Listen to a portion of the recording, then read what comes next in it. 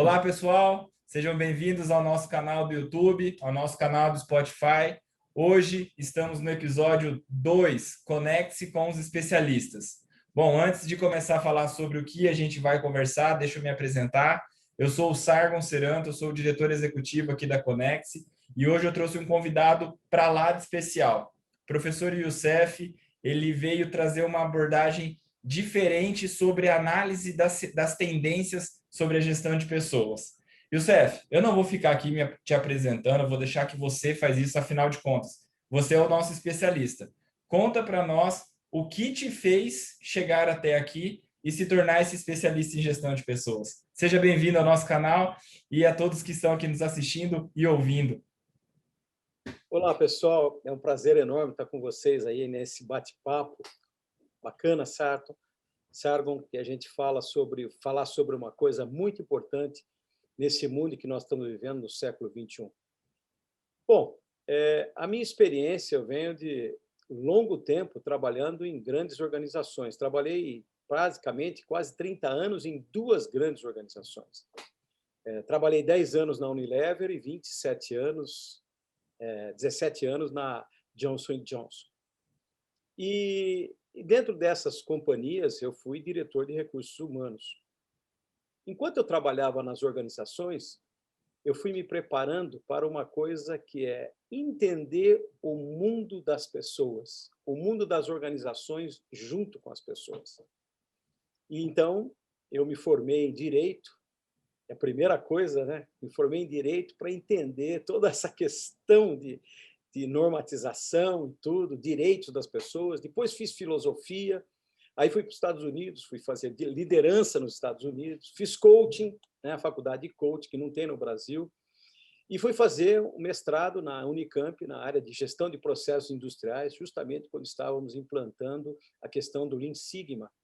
E depois, agora, há pouco tempo, eu terminei mais um mestrado, que é um mestrado na área da educação emergente, de tecnologias emergentes de educação. E ainda estou concorrendo a uma bolsa aí para a questão de trabalhar o mundo do trabalho no século XXI. Então, eu venho ao longo de quase 30 anos da minha carreira de vida trabalhando e pesquisando sobre o mundo do trabalho. Então, essa é a minha vivência nesse mundo. Bom, então não preciso nem dizer que a gente está para lá de especialista, né? A gente é mais do que mestre, já está concorrendo com doutor, né? Quase lá ainda, Youssef. Eu tenho certeza que, além das nossas conversas aqui de bastidores e em outros encontros, eu sempre digo que eu tenho muita admiração pelo que você busca e pelo que você acredita, que o conhecimento, mesmo numa idade como a sua, ainda pode te propiciar novos desafios, novos objetivos de vida, e isso, né, para uma pessoa que já está há quase 20 anos nesse mundo de educação, fala, pô, é isso mesmo que eu quero para minha vida, né? É o meu propósito acreditar que a educação pode, de fato, transformar as pessoas.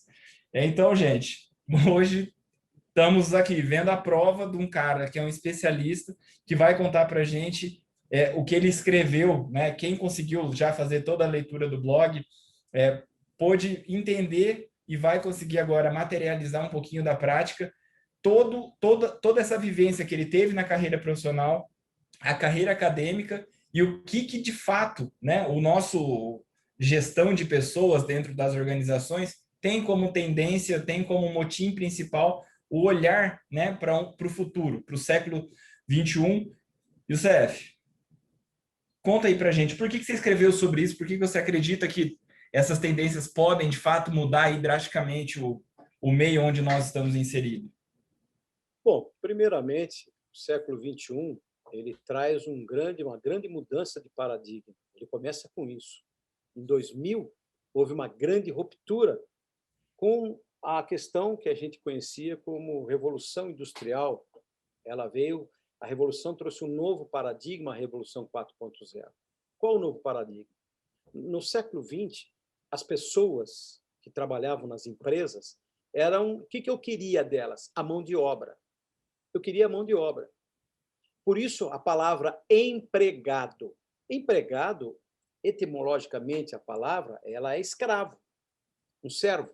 Isso na antiga Roma, lá no tempo do Império Romano, você vê bem isso. Naqueles filmes, aquilo era um empregado. Mas já em 1980, 74, Peter Drucker escreveu um livro chamado Descontinuidade. Ele já previa o que estava acontecendo agora, hoje. Você veja, grandes caras, né, como Alvin Toffler, Peter Drucker. Alvin Toffler escreveu Choques do Futuro. E isso me chamou muita atenção em 1973. Eu trabalhava na Unilever naquela época. E eu olhei aquilo, eu estudava na época direito, eu vi aquilo e fiquei intrigado com isso. O que ele está tentando dizer? Imagine, eu estou falando com um cara que é um ET. Eu estou vivendo um mundo que eu estou vivendo hoje, eu conheço isso até onde eu estou. Agora, esse cara, ele já está entrando no século XXI. Cara, ele está num outro patamar. Esse cara não é daqui, né? Mas eu fui acompanhando isso. Em 1982, eu fui entender exatamente o que ele estava falando. 1982. Começava a grande mudança de paradigma no mundo do trabalho. Veio a reengenharia e o downsizing. O que é isso? Reengenharia veio para otimizar processos, não para demitir pessoas. Não era essa a intenção da reengenharia. Mas o mundo do trabalho, o mundo dos negócios, percebeu que com a reengenharia ele otimizaria isso. E nessa época, os computadores também já estavam começando a aparecer. Então, muitas coisas que eu precisava de muita gente para fazer, eu não precisaria mais. E o que estava acontecendo? Uma grande revolução na visão desse mundo, e começou a questão do desemprego, que até hoje, em 2021, a gente escuta a notícia, fala desemprego está nisso, desemprego está aquilo, desemprego está naquilo outro. Bom, e aí entrou o século XX, eu conheci grandes pensadores que diziam o seguinte: o grande paradigma do século XX agora, do século XXI, é a mudança que você sai de uma era industrial e entra para a era do conhecimento. O que dava sinal disso aqui? Que eu quero do homem isso. Cabeça, cérebro, mente. Não mais eu quero mão de obra. Porque a mão de obra, o que acontece com a mão de obra? Eu tenho que tomar conta dele. As empresas tomavam conta dele. E eu lembro muito bem na Renault e na própria aquela fábrica de caminhões em Curitiba, deixa eu ver se eu lembro o nome, uma fábrica de caminhões pesados, grandes, não lembro o nome agora, mas Volvo. A linha de produção dos caras tinha 100 caras. Não era cara para montar carro nem montar caminhão. Era cara que estava trabalhando, programando robô para fazer isso, fazer aquilo. Imagina a mudança. Não era mais o torneiro mecânico que fazia a peça. O próprio computador fazia. O cara tinha que saber era programar o computador, saber tudo que ele tinha do tamanho da peça e programar aquilo no computador. E eu comecei a perceber as grandes mudanças que aconteceriam no mundo do mercado, no mercado de trabalho. E aí o século XX começou. Eu terminei a minha carreira na empresa como diretor de recursos humanos. E na época, eu lembro muito bem que começou um grande pensamento nas organizações grandes na área de desenvolvimento humano. Por quê? Eu preciso mudar a pessoa que tem um paradigma da mão de obra para um novo paradigma, uma nova visão, uma nova função que eu vou precisar dos caras. Eu preciso de menos gente com maior produção, que eu vou ter maior produtividade, menores fábricas com maior produtividade, maior produção. E começou esse movimento. E agora, no último momento, depois, em 2020, veio, e eu via muito o Kotler falar sobre as questões das mudanças, e também o Peter Senge falar sobre a quinta disciplina, coisas que marcaram a minha vida e meu pensamento, tudo em relação a isso. 2020 foi um marco muito importante.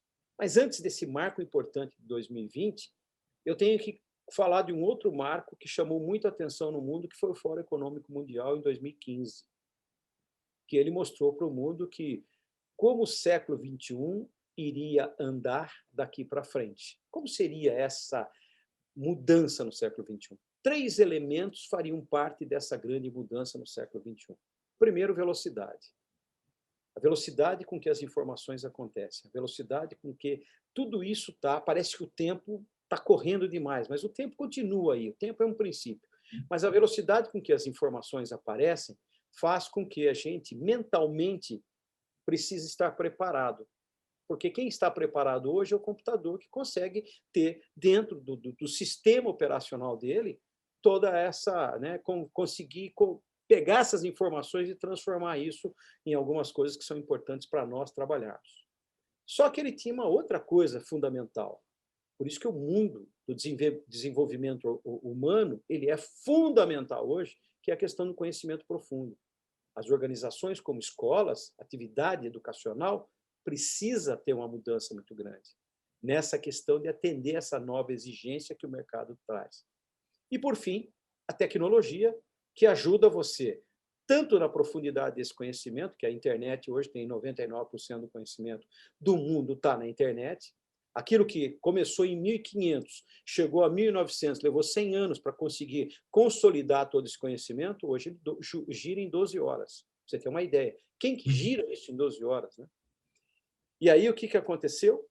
Aconteceu que as organizações precisavam fazer uma grande mudança na tua vida. Estava dando um colapso, né? Um colapso. E qual é a grande mudança?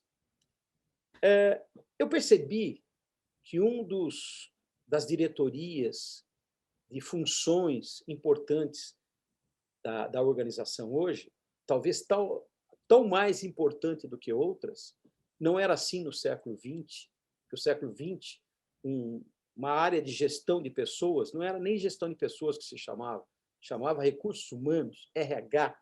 Ele estava preocupado em a questão operacional, rodar folha de pagamento, férias, medicina do trabalho, tudo isso. E hoje a coisa mudou completamente. Ele é uma das coisas, essa área e esse gestor, ele tem uma função fundamental, ele tem que fazer parte do planejamento estratégico da organização. O que não é novo, né, Youssef, mas que está sendo assim, para alguma, pode ser para quem esteja nos assistindo ou quem está nos escutando, Youssef, pode ter ficado impactado com o texto do blog, quando a gente começa a se falar muito sobre um RH estratégico que faz parte do planejamento estratégico, as entregas que o RH vai ter que fazer, que vão impactar diretamente no resultado do planejamento estratégico das organizações, né?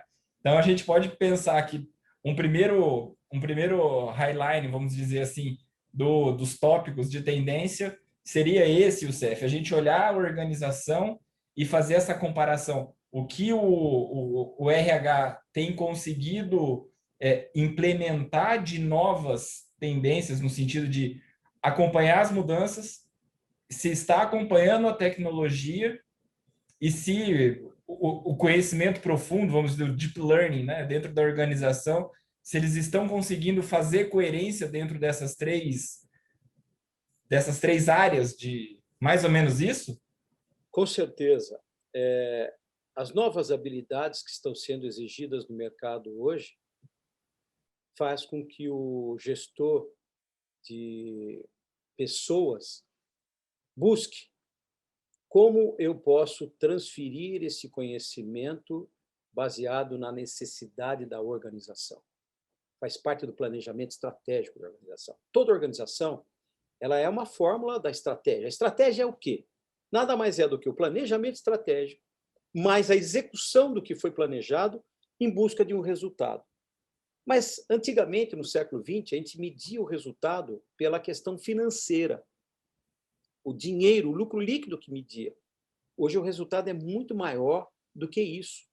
Se olhar para o planejamento estratégico, por exemplo, qual é o ativo mais importante dentro da organização? Pessoas. Porque eu posso ter uma grande inteligência artificial que toma conta de tudo, posso ter robôs que fabricam tudo, mas quem é que programa tudo isso? A inteligência humana pressupõe a inteligência tecnológica, né? Exatamente. A tecnologia, ela vem o quê? Para nos ajudar a encontrar essa velocidade e fazer com que isso aconteça. Mas o homem ainda é imprescindível, porque senão acaba a humanidade. Para que eu Sim, preciso do homem? A inteligência emocional toma conta. É lógico que, às vezes, as pessoas pensam nisso. Mas a inteligência, como a inteligência artificial também, ela precisa do homem sempre, porque a cada 5 anos o número binário, o código binário dela vence. E quem vai trocar esse código binário? O homem.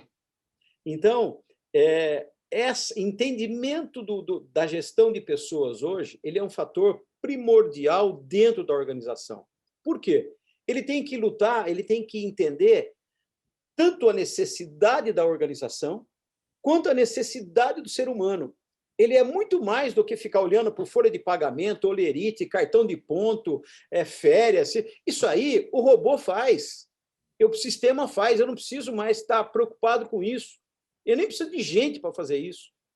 A minha estratégia é entender que eu tenho dentro da minha organização as melhores pessoas e que essas pessoas ajudem a organização a atingir os objetivos, as metas crucialmente importantes dela. E aí eu tenho que entender esse mundo organizacional. E esse mundo organizacional ele tem 3 coisas que são fundamentais quando eu olho. Primeiro, é o nível de concorrência. Eu sei que no século XX, o maior pensamento, a crença do século XX, estava ligado à questão de concorrência. E no século XXI, pelo contrário, é a cooperação. E o que essa concorrência traz? Ela traz uma nova essência. Antigamente, eu queria matar o meu concorrente. A verdade era essa. Eu queria... O que grandes organizações faziam que tinham dinheiro? Comprava tudo quando era pequenininho para não concorrer com ela. Hoje, pelo contrário, eu preciso fazer o quê? Eu preciso cooperar com os meus concorrentes. Na verdade, a cooperação é o grande segredo de uma firma, de uma empresa, de uma organização estar tendo sustentabilidade ao longo do seu trabalho, do seu tempo. Perfeito. Não dá mais para concorrer. Você veja, quantas escolas de negócio nós temos, quantas universidades nós temos.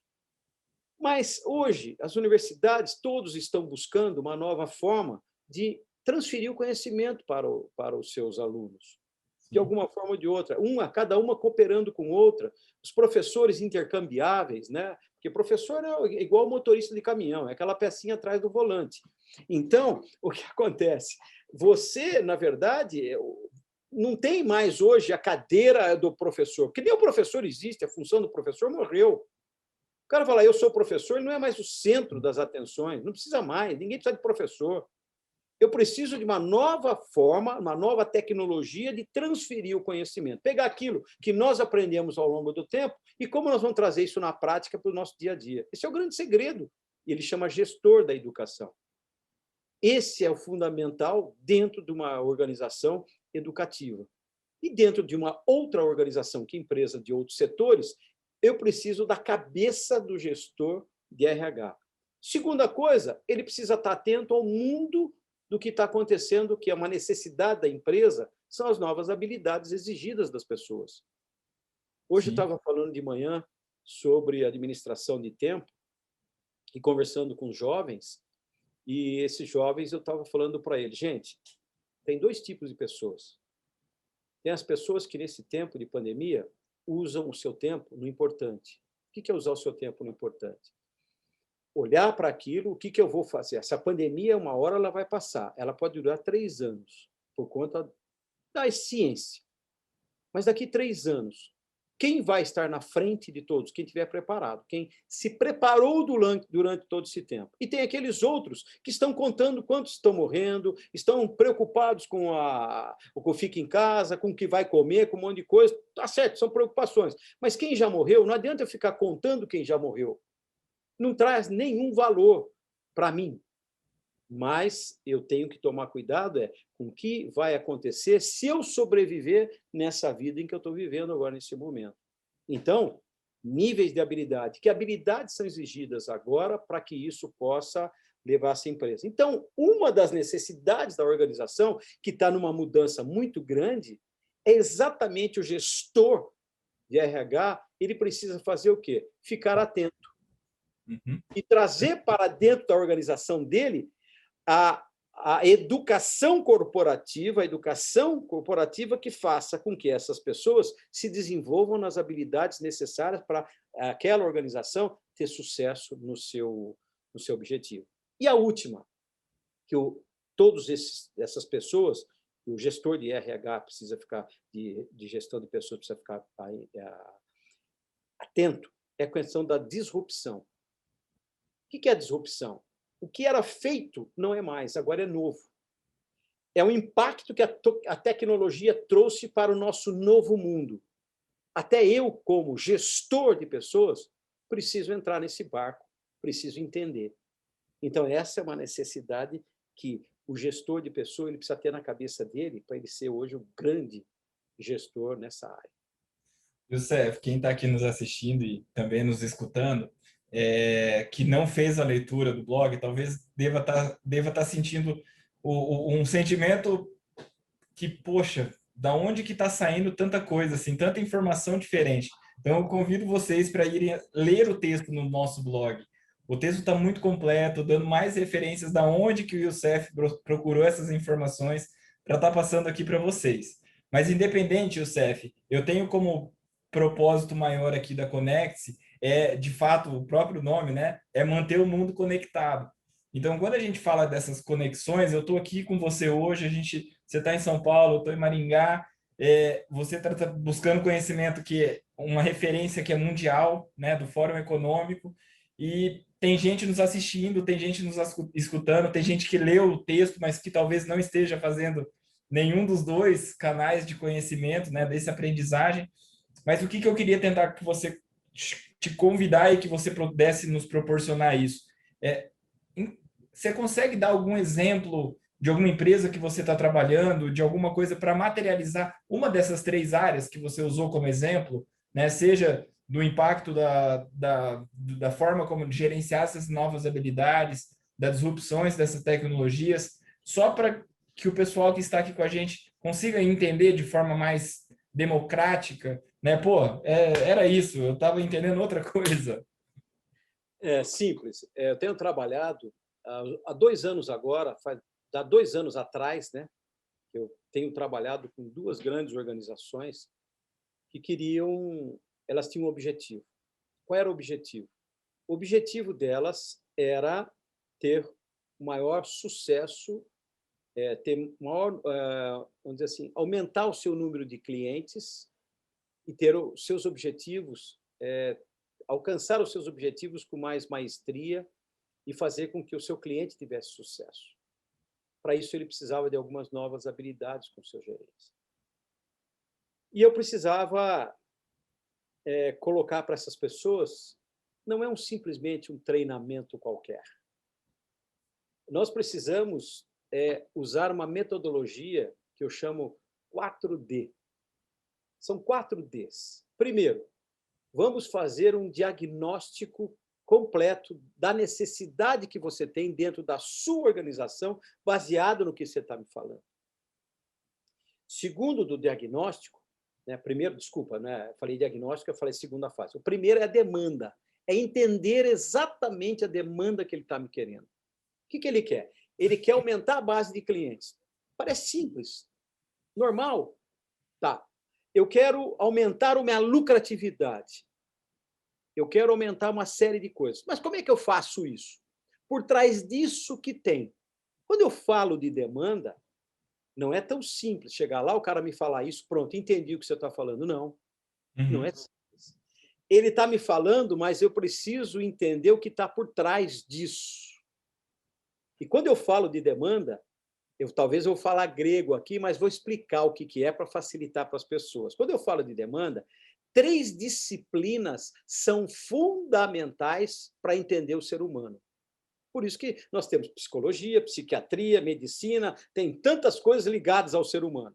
Então, 3, que todas elas, nessas que eu falei, têm essas disciplinas. A primeira disciplina é a fenomenologia. O que traz a fenomenologia?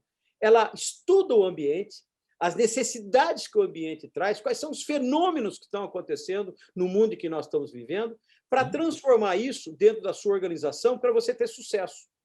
Isso é fenomenologia.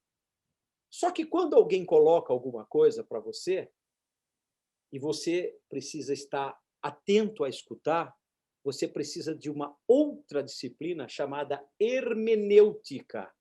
O que é hermenêutica? Agora eu vou simplificar. É a arte de compreender aquilo que você está ouvindo, o que está por trás daquilo. Por exemplo, ler esse texto aqui, eu preciso da hermenêutica para entender por que ele escreveu isso, o que ele quis dizer com isso.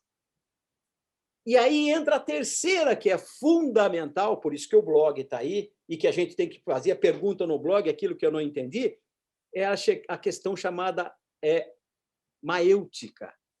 O que é maêutica? É a arte de fazer perguntas. Parece simples fazer perguntas, mas não é. O mundo não gira por respostas, ele gira por perguntas. Então, a maêutica, para quem é coach, que nem eu sou coach e mentor, eu preciso saber fazer perguntas inteligentes. Para o quê?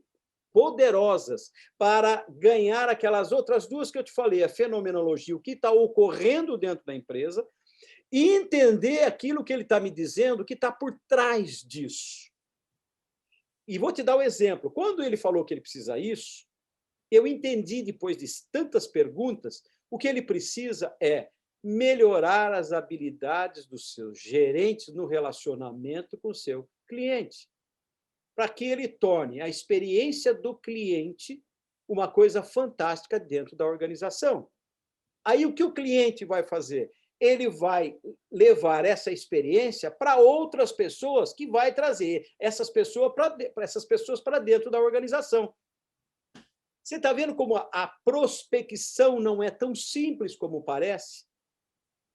E aí entra com uma nova função que o século XXI pede, e que esse gestor precisa estar pronto, é ser um representante de vendas. Ninguém sabe o que é. Todo mundo pensa que representante de venda é aquele cara. Você lembra do representante de venda que ia no supermercado, levava o bloco de talão lá da PepsiCo, lá da G-Lever, ele só anotava. Então, ele era um representante de venda. Esse cara, ele era o cara que anotava o que o cara queria. Mas ele não sabe vender. Nada consultivo, né? Nada consultivo. O representante de venda hoje é aquele que trabalha para o sucesso do seu cliente. Olha aonde a gente chega quando você faz uma demanda muito bem feita. Tá. Depois que nós entendemos o que a diretoria lá em cima quer, estou entendendo o que a organização quer. Vamos, então, trabalhar o diagnóstico. O que é o diagnóstico? Eu vou diagnosticar em todos os setores da organização que estão ligados a isso, para entender quais são as deficiências de cada um, porque cada um é cada um, para poder tratar e desenvolver cada um na sua habilidade. Aí eu vou para a terceira. Não é simples assim. Antigamente, você trazia um pacote de treinamento, entregava lá e ia embora. Depois rodava a LNT e estava tudo certo. Tudo certo. Agora não. Agora tem uma outra parte que chama co-design. Ou seja, o design. Co-design, o que é? Senta a diretoria, senta os membros que vão participar do treinamento, junto com a consultoria, e desenham esse desenvolvimento. Porque se eles não fizerem parte disso, eu vou falar coisas lá que vai entrar por aqui e vai sair por aqui. Não há o entendimento. E, por fim, o que é? É a entrega. É o desenvolvimento deles nisso. Esse é o processo hoje exigido para que você possa trabalhar isso dentro das organizações. Não sei se ficou claro isso nesse entendimento. Não, ficou. E eu acho que você teria cancha aí para nos dar tranquilamente para contar sobre as outras duas áreas, né, as outras duas competências. Mas, gente, no blog está bem descrito a realidade, né, sobre cada uma dessas temáticas. Youssef, já fazendo um super gancho, a gente falou agora das, entre aspas, tendências da organização, no viés muito do RH, do gestão de pessoas, né? Às vezes a gente fala de RH porque felizmente ou infelizmente, existem muitas organizações que ainda vivem a realidade de um RH.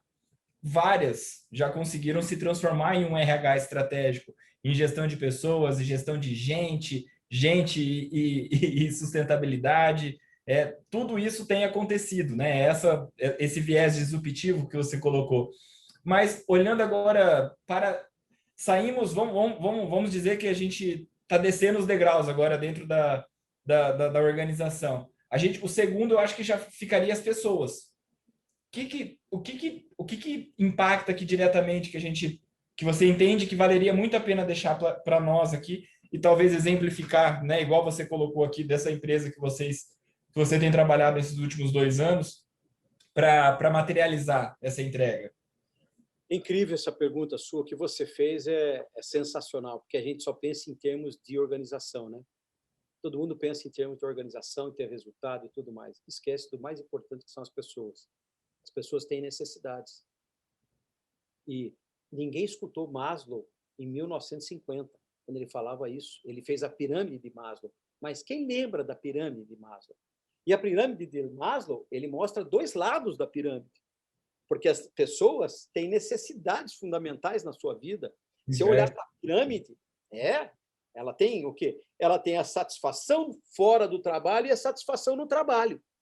Isso, o gestor hoje de recursos humanos, o gestor de pessoas, precisa estar atento. Sabe por quê?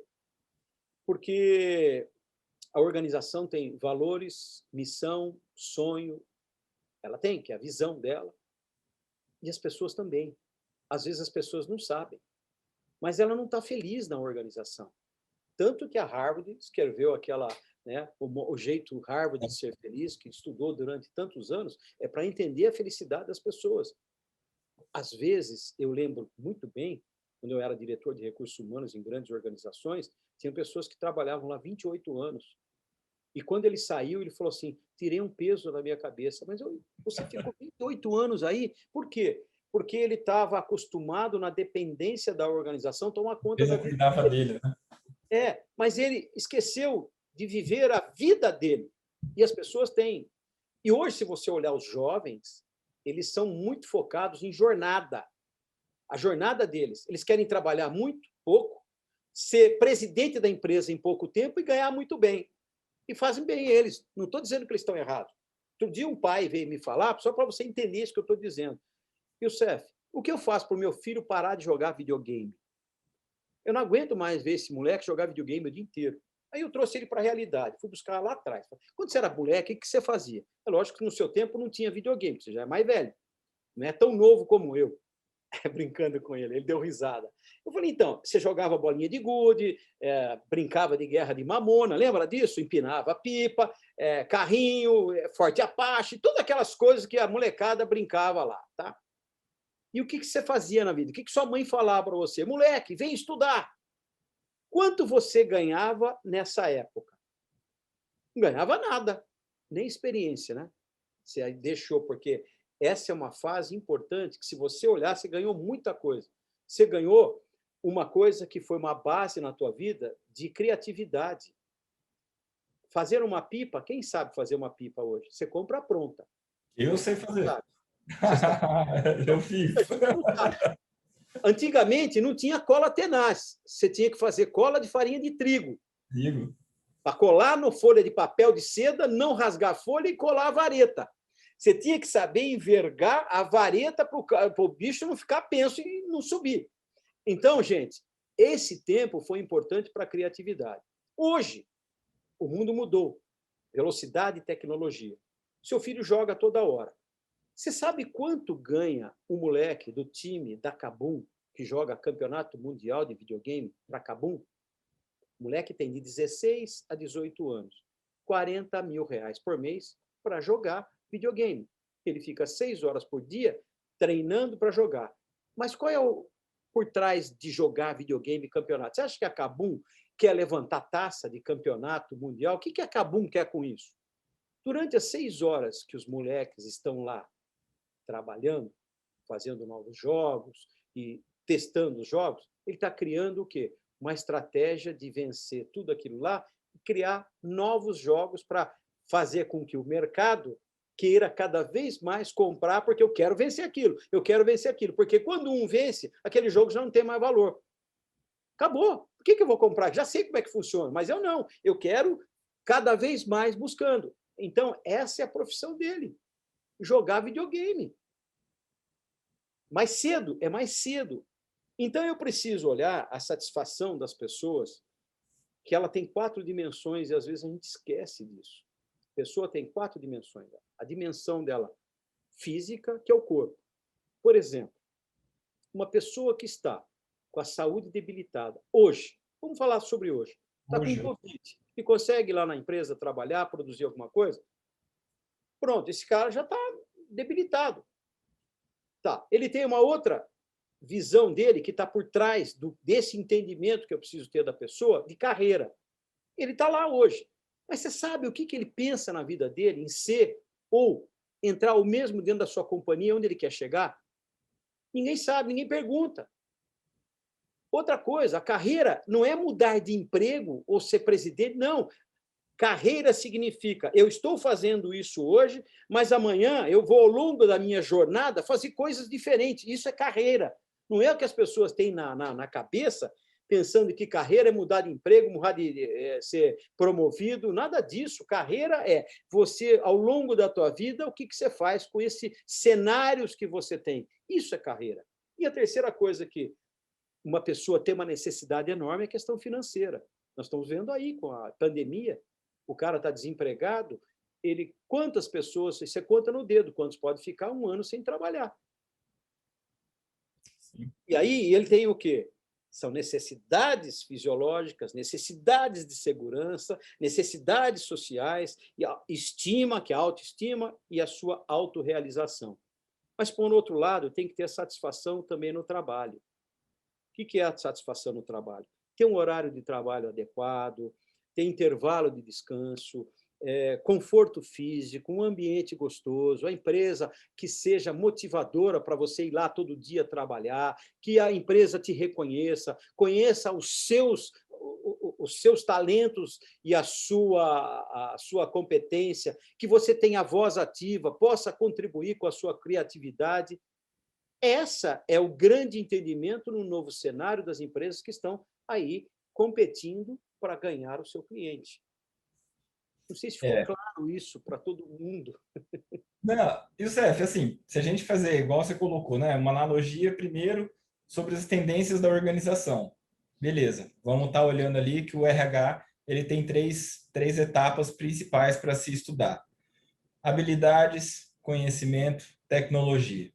Depois disso, a gente vem para a parte, uma tendência principal que você trouxe aqui para nós, que são dentro do, já no âmbito de pessoas, do gestor, é ele olhar de fato todas essas necessidades que os colaboradores têm. E entre desde a fisiológica, desde a pirâmide de Maslow, até mesmo no ambiente que ele está situado ali, seja em home office, independente. A empresa está atenta e olhando para isso. E se a gente for fazer agora só uma analogia rápida, Youssef, a gente ainda tem um fator que é mais importante do que isso. Talvez seja o meio onde essa organização está inserida. Porque, como você brincou, né? Você falou do concorrente, a gente tem o cenário, onde temos a organização situada e as pessoas que estão dentro dessa organização que está dentro de um cenário. Então, assim, qual que é, vamos dizer assim, o que esse gestor que está dentro dessa organização tem que conseguir olhar para esse cenário como um todo e trazer para o dia a dia dele para poder performar, né? Essa palavra, ao mesmo tempo que eu gosto muito da gente falar performar, mas ela é muito difícil de desmistificar ela, porque tem N formas de você interpretá-la, né? Então, assim, colocando no linguajar mais simples possível, né? O que de valor eu vou ter que olhar, analisar, que vai gerar valor, né, de fato, para o meu trabalho, para a minha análise. Alguma coisa assim, Youssef, que você analisou aí dentro dessas tendências? Sim, sem sombra de dúvida. O grande desafio do gestor hoje, ele está em alguns pontos fundamentais desse novo século que nós estamos vivendo. A primeira questão está nas tendências sobre o futuro do trabalho e as outras perspectivas que ele tem. Primeiro, eu já falei e vou só resumir isso. É o nível da concorrência, do mercado competitivo. Isso Peter Drucker disse no seu livro Descontinuidade. As grandes empresas sofrerão para conseguir fazer a disrupção do século XXI. É a mesma Nada história. mais, nada menos do que 40 anos atrás, né? 40 Mais anos de atrás. 40 anos atrás. E a gente tem muito bem o exemplo da Kodak. Em 1970, já tinha a câmera digital, e eles continuavam fabricando Filmes. filme. Então, o que aconteceu? Em 2000, faliram, como grandes outras empresas. Bem, então, esse nível de mercado, eu preciso entender o tamanho da minha empresa, e aí algumas têm um exemplo de como elas conseguem se moldar nesse mercado que eles estão vivendo. Por exemplo, nível de concorrência. O Google, a Amazon, Microsoft, Apple, Nike e outras grandes conseguiram entender isso que ele estava falando e começaram a fazer movimentos dentro do seu mundo para se adaptar a essas mudanças que vêm vindo. Por exemplo, hoje, nunca se imaginou que a Amazon iria entrar no mundo do conhecimento, no mundo de vídeos, de filmes. A Disney fez uma grande mudança, começou agora a entrar no mundo de séries, como a Netflix. Né? A Netflix acabou com as empresas que alugavam fitas de vídeo, cassete, nem tem mais hoje, nem lembram mais.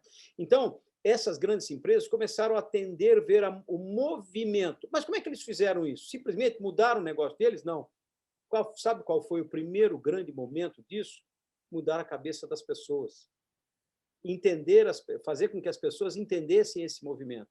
Vou te dar uma ideia e é simples. Chad Mentan, o grande engenheiro do Google, ele era a equipe dele era a equipe que todo ano vencia todos os resultados, era a melhor equipe que tinha dentro do Google. E aquilo deixou a engenharia, né, deixou a diretoria pensativa. Falou, como é que esse chinês consegue fazer isso com nós, americanos? Chamaram o cara lá. E o cara perguntou, simples, nós praticamos meditação. E os caras, você está brincando comigo. Meditação? Nós trabalhamos meditação. O que a meditação faz? Ela mexe com a inteligência emocional. Quando eu mexo com a inteligência emocional das pessoas, eu ajudo as pessoas a se desenvolverem naquilo que elas mais precisam. Simples. Como todo. Falou, não, nós vamos precisar fazer um movimento dessa organização. Eu quero que você contrate um time aí, eu pago e você vai passar esse negócio, esse treinamento para todo mundo. Aqui dentro imagine, no Google, 5.000 caras. E ele contratou um timinho meio sem vergonha, aí, Daniel Goleman, pegou O pai da inteligência emocional para ir treinar o pessoal. pegou os amigos dele, trouxe, inclusive, o grande, né, aquele que é o pai da meditação, que é do budismo lá, como é que é o nome dele? Esqueci o nome do mestre do budismo. Agora não lembro, mas Buda? trouxe. Buda? Não, Gandhi? Buda, o cara. Gandhi? Gandhi? Não. Não, ele trouxe é o mestre que ajuda as pessoas na questão da meditação. Ele tem um nome, é como se fosse um papa hoje. Eu não lembro o nome dele agora, mas ele trouxe lá no time dele outras pessoas. Dever de casa, buscar o conhecimento no Google. Quem que é? Exatamente. E aí o que aconteceu? Eles montaram e começaram a fazer isso. Isso deu tão certo lá que o próprio Chad Mentan, no final de treinamento, montou uma empresa que hoje ele chegou no Google, falou, estou fora do Google, montei a minha empresa de treinamento e eu vou fazer o quê? Qual é o meu grande objetivo? Eu descobri o meu sentido, o meu centro.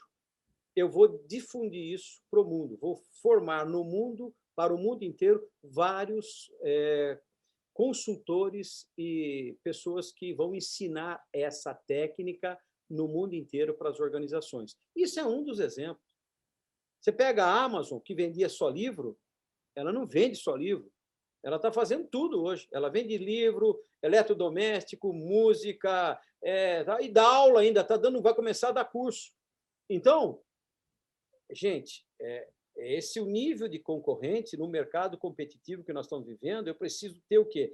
Essas habilidades que são novas exigências.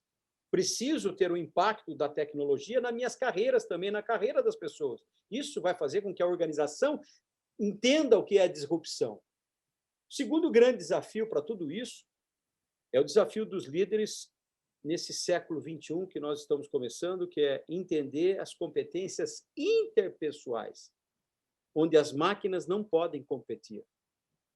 Aonde eu e o Cef, que venho lá, eu sou um baby boomer, que venho de lá de trás, não dá para competir com molecada dessa. Eu vou dar aula, molecada dá banho em mim como professor. Por quê? Ele já não sai da internet, está toda hora lá, qualquer coisa que eu... Se eu dou uma aula, estou na classe, o cara já está na internet. Você pensa que ele está ele está na internet buscando informação. Já teríamos dado a resposta aqui do mestre do budismo. Exatamente. A gente vai lembrar do nome dele. Mas o que acontece? Isso faz com que as pessoas busquem aonde é que elas podem se encaixar.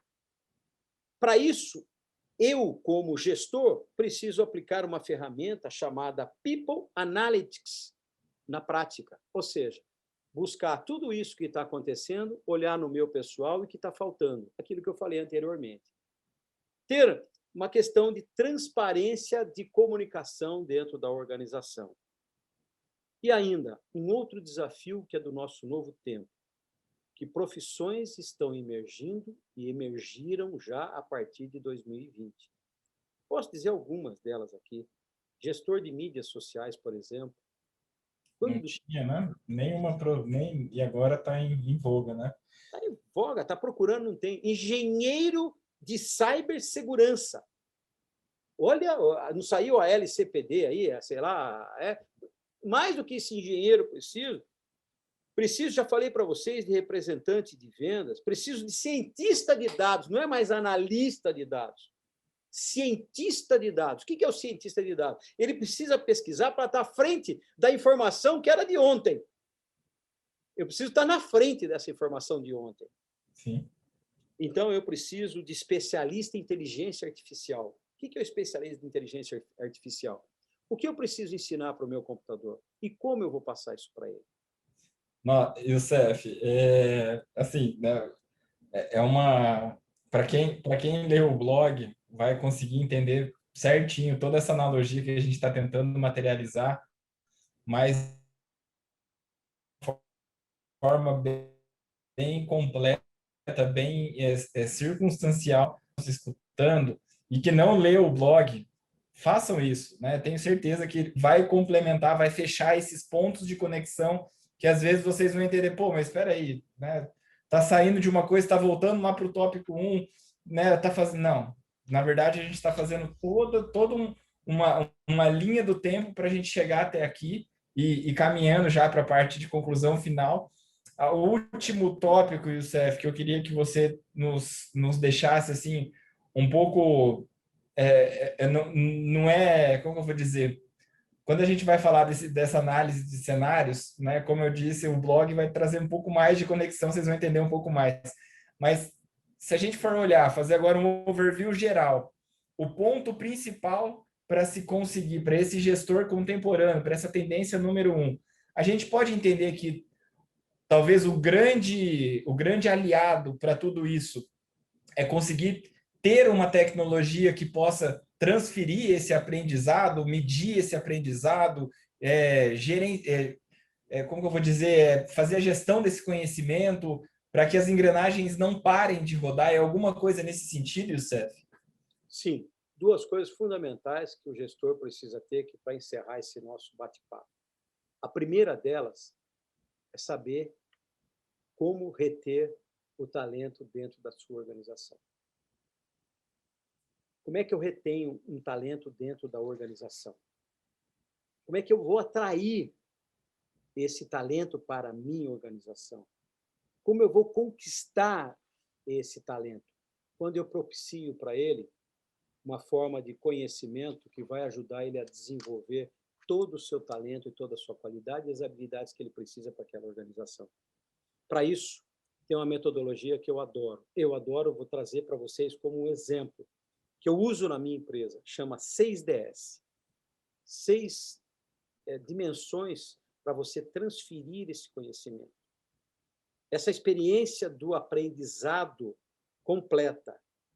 E lembra que eu falei dos 4 Ds, como a gente transfere? O 6DS, ele pega o quê? Uma metodologia que vai fazer com que você pegue aquelas 4 coisas que você colocou como importante e transfira esse conhecimento. Ela também tem o diagnóstico, que é a pergunta dela é ouvir falar do programa, primeira coisa que deve ser feito. Convite ou inscrição, fazer com que a pessoa tenha motivação para fazer isso. Depois, eu vou codesenhar. Quer dizer, é a preparação, a instrução, quer dizer, o fato histórico do treinamento e o desenvolvimento. Para onde nós vamos com isso? Porque a primeira pergunta é o quê? Aí eu entro com desenvolvimento, é a transferência do aprendizado e a prática com apoio. Vou te dar um exemplo para facilitar que eu estou fazendo agora com algumas empresas. Algumas empresas nos contratam porque eles querem um processo de coaching para ajudar as pessoas a se desenvolver. Na verdade, o processo de coaching, ele é um processo que traz à tona todo o talento, a qualidade da pessoa, mas ela tem que fazer a meta dela. Ela tem que buscar isso. E ela precisa se conectar sozinha com a organização. Aí nós propusemos um outro produto chamado Coacheria. O que é coacheria? Coach mais mentoria. Coach mais mentoria. O que ele faz? É um processo paralelo. Coaching, e cada sessão, entre uma sessão de coaching e outra, ele tem uma sessão de mentoria. Por quê? Quando ele sai de lá do processo de coaching, ele tem uma tarefa. Ele tem que pôr aquilo em prática. O mentor é o cara que vai pegar na mãozinha dele e vai ajudar ele a colocar em prática aquilo que ele precisa com as técnicas necessárias da mentoria. Entendeu? Isso é o desenvolvimento, porque isso alavanca o resultado que eu estou querendo. Por exemplo, eu quero ajudar as pessoas a fazer o quê? A prospectar gente e fazer com que ela tenha sucesso, o cliente tenha sucesso no relacionamento com a nossa organização. Que eu entenda o sucesso do meu cliente sendo o nosso sucesso. Sim. Aí sim, eu vou conseguir medir o ROI, que é medir o quê? É quando eu conseguir transferir o conhecimento para o trabalho e o desempenho melhorado e os resultados comerciais, ele é medido que realmente interessam para o nosso negócio. Tem métricas que medem isso. Então, o que acontece? Eu vou ter esse trabalho, essa metodologia, usando o 6DS, falei de um pedaço do 6DS, mas eu vou garantir com que aquela empresa tenha um treinamento que seja exatamente baseado no que eu tirei lá na demanda. Essência, eu entendi, né? Lá na demanda, na essência. Aí, esse cara, gestor de pessoas, ele é o responsável por trazer essa medida, esse ROI, para a organização. Você está vendo porque eu falei do início que ele é responsável junto no planejamento estratégico? Porque esse é um tipo de resultado que a organização precisa. Sim. Faz parte do todo. E isso a tecnologia, ela seja por metodologias, né, CEF, mas principalmente a tecnologia embarcada, hoje existem vários sistemas que dão apoio, né, a esse tipo de gestão do conhecimento ou até mesmo da transferência. Essa ferramenta, esse canal que nós estamos utilizando aqui é um dos, né, que a pandemia veio à tona. Existiam alguns estudos que falavam que essa tecnologia do EAD, que está tão aí batido, algum tempo atrás, falavam que nos próximos 4, 5 anos seriam de fato implementados dentro das organizações, e a pandemia veio e no estralar do dedo, isso foi dado a reportagem, se eu não me engano, no início de 2020, 3 meses depois a gente já estava aí com Zoom, com Teams e com outro Google Meet, rodando treinamento em várias organizações aí pelo mundo afora. Então, isso nada mais é do que tecnologia que ajuda a transferência do conhecimento. Youssef, posso encerrar? Posso encerrar com um caso prático? Quer que eu Por traga? favor, eu ia te pedir isso. Fecha tudo que você trouxe aqui para gente nesse quase uma hora aqui de bate-papo, que eu tenho certeza, né? Eu já falei com você várias outras vezes. Eu sou seu fã em termos de, cara, você está estudando ainda. Se você ainda está estudando para trazer novidade para a gente, não é possível que eu não tenha que estudar para continuar aprendendo. Lifelong learning na veia. Então, eu estou aqui, pode contar para a gente, faz esse fechamento que eu vou deixar o recado final da Conex, desse nosso objetivo aqui para com todo mundo. E bora lá! Eu até anotei aqui, porque eu tive uma visita numa das empresas que é da área de saúde, que é o Sabin, que faz laboratório de resultado de análise. E eu fiquei maravilhado lá quando eu conversei com a Marli, que é a diretora de recursos humanos deles, de gestão de pessoas. A cultura daquela empresa, além de ser feminina, uma empresa feminina, ela tem uma cultura humanizada. E essa é a tendência das empresas hoje. Por isso que eu disse que gestão de pessoas é fundamental. E olha o que ela tem. Qual é a essência da marca dela? Tecnologia, verdade, inovação, felicidade, saúde total e empatia. Qual é o direcionador da cultura daquela empresa? Olha que cultura é a base de tudo. Quem nós somos? Tem que ficar claro para as pessoas que estão lá qual é a missão, visão, valores. Comportamentos, ética, compromisso, integridade, posicionamento, branding book e essência da marca. Liderança, modelos humanizados. O jeito Sabin de ser. Talentos, o turnover dela é baixíssimo, 5% ao ano. 5% ao ano. Eu tive empresas que eram 14% ao mês. Experiência do colaborador. Ambiente corporativo, expectativa, engajamento, experiência. Modelo de gestão do RH. Atrair o talento, desenvolver o talento, trazer para ele desafios, recompensar por esses desafios, comemorar. A cultura do feedback, desenvolvimento contínuo, segurança psicológica, ambiente humanizado, gestão de desempenho muito claro. Como eu conquisto os meus talentos? Primeiro, eu escuto. Qual é a sua necessidade? O que ele quer? O que ele pensa? Segundo, dou voz. Ele fala. Terceiro, eu desenvolvo para inspirar. Ele vai inspirar outros. Quarto, eu cuido dele. Vou cuidar para que ele possa ter isso dentro da organização. E quando ele compartilha, quando ele faz o desenvolvimento, ele compartilha e ele agradece. A equipe de alto desempenho dela tem o que lá dentro? As bases da equipe de alto desempenho, que eu chamo de equipes eficazes. Empatia, confiança, comprometimento, canal de comunicação aberto e liderança. E o clima organizacional, cultura, liderança, carreira, ambiente, engajamento e recompensa. Isso é que é medido. A cultura de alto desempenho dela está baseada em 3 pontos. Satisfazer, comprometimento e engajamento. Eu quis trazer para vocês o exemplo da Sabin, é uma empresa totalmente nacional, uma empresa que tem a base em Brasília, é uma empresa que tem aí... Fez o dever de casa completo. Dentro das tendências, você conseguiu materializar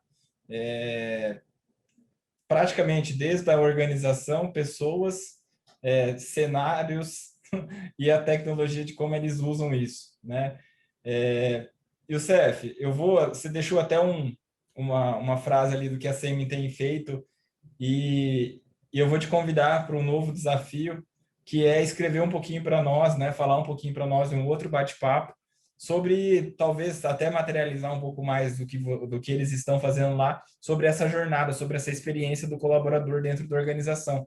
Às vezes você conseguir trazer para a gente algum exemplo prático, vai ser ainda mais belo, né? Para quem está aqui tentando aprender e conseguindo aprender com você.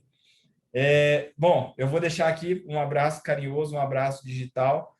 Você sabe que, independente desses textos, né, desse nosso bate-papo, você está junto com a gente em vários outros projetos, disseminando conhecimento, porque você é um cara apaixonado por isso, assim como nós da Conecte.